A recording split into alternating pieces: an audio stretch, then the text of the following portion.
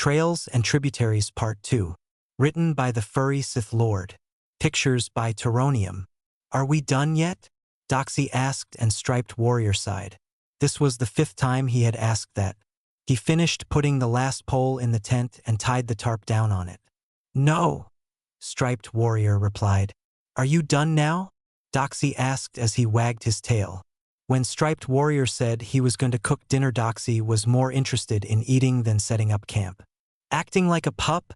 Striped Warrior muttered under his breath. I need wood for the campfire.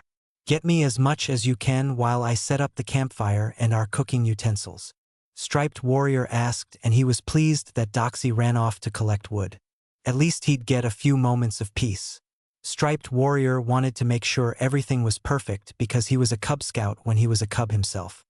He had spent many nights cold and wet because they had cut corners in setting up camp with the other scouts.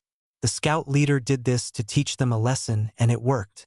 Still, he did enjoy the blue wolf's enthusiasm, and as his tummy growled at him, he realized he was as ravenous as Doxy. The wolf ran up and dropped a bunch of logs and twigs in front of him. Here, Doxy said, and Striped Warrior frowned as he realized they were all pine wood, a very common wood but one that would not last longer than a few minutes. He'd never be able to cook on these, and they'd have to run and fetch more wood constantly throughout the night. They'd never get any sleep. Another lesson from his scout leader. We need more than that. I'll help you gather some, Striped Warrior said as they began their search. Striped Warrior showed Doxy how to tell the difference between different kinds of woods and which were the best to make campfires. So you were a Cub Scout? Doxy said, and he snickered, but Striped Warrior ignored him. Did you have to wear a dorky uniform? He asked jokingly. Let's hurry so we can eat, Striped Warrior said, hoping to change the subject. Doxy loudly burped after they finished their meal. Glad you liked it, Striped Warrior replied. The sun had set for the evening, and the warmth of the campfire felt great against their fur. The only light was the large campfire, though they had a couple of lanterns and flashlights. Striped Warrior wanted to save those as much as possible in case of emergencies. Doxy kidded him on being overly cautious, but being a scout with a brave and wise leader as he had taught him a lot. Still, he loved Doxy's friendship, and it did remind him to let loose every once in a while. Although they had not been friends long, this was exactly what Striped Warrior needed.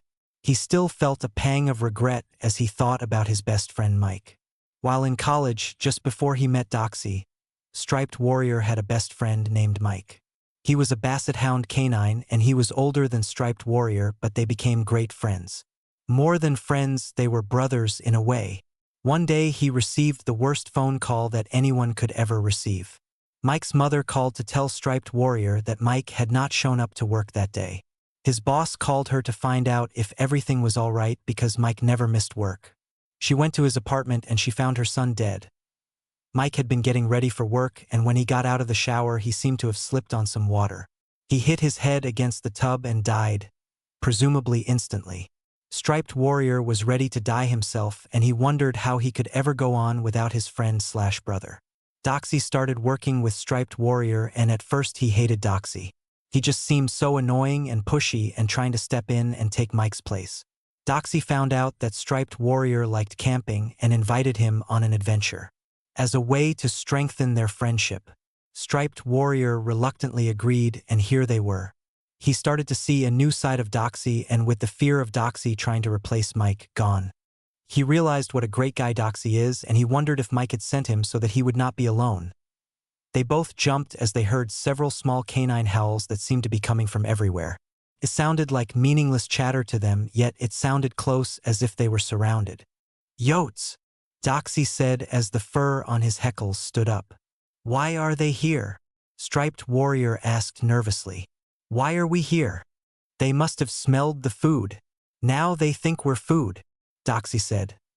We should be fine as long as we stay near the campfire, Striped Warrior replied. Sit tight.